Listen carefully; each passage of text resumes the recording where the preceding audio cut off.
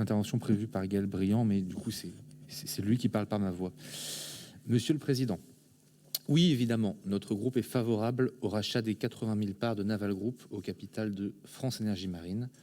Avec 110 000 actions, soit 15,7% du capital, oui, le masque, nous allons pouvoir peut-être peser un peu dans le pilotage de cette SAS, à condition bien sûr d'avoir une stratégie à faire valoir. Voyez, Monsieur le Président, les contorsions que nous devons faire pour espérer avoir un petit pouvoir de décision. Pour ce faire, nous devons voter une prise de participation au capital d'une société commerciale, nous qui sommes censés représenter la sphère publique. Je me souviens parfaitement que vous êtes allé en novembre dernier en Écosse dans le but de créer des coopérations sur différents domaines, dont l'énergie. Fort bien, mais il y a une énorme différence entre l'Écosse et la Bretagne. Cette différence s'appelle pouvoir.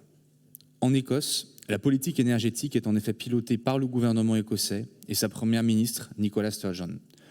Jugez plutôt, au début de cette année, l'Écosse a procédé à la plus grosse mise aux enchères d'éolien offshore du monde, 25 gigawatts, soit plus du tiers du parc nucléaire français.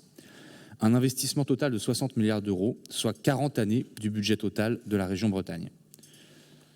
En France, la politique énergétique est pilotée par l'État et déléguée, la plupart du temps, à des multinationales. La Bretagne est mise devant le fait accompli, comme les citoyens d'ailleurs.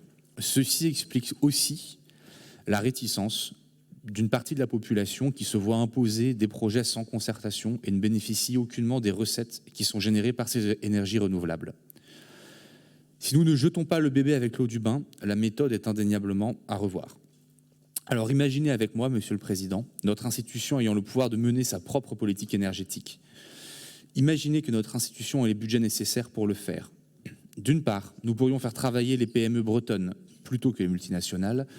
D'autre part, nous pourrions imaginer un système de rétrocession des parts publiques aux citoyens. Je suis prêt à mettre ma main à couper, là c'est pas moi qui le dis, que les recours seraient bien moins nombreux, paysage ou pas. Regardez le parc citoyen d'éoliennes de Bégane, pas de recours. En 2011, l'Écosse s'était fixé comme objectif d'atteindre son indépendance, certes pas énergétique, mais électrique avec les énergies renouvelables. 10 ans plus tard, les Écossais sont à 97% d'indépendance électrique. Et nous, plus encore que les parts dans la SAS France Énergie Marine, il nous semble nécessaire et urgent de négocier la dévolution de pouvoir de la part de l'État. Nous ferions mieux que lui sur Anneke Martese. Merci à vous.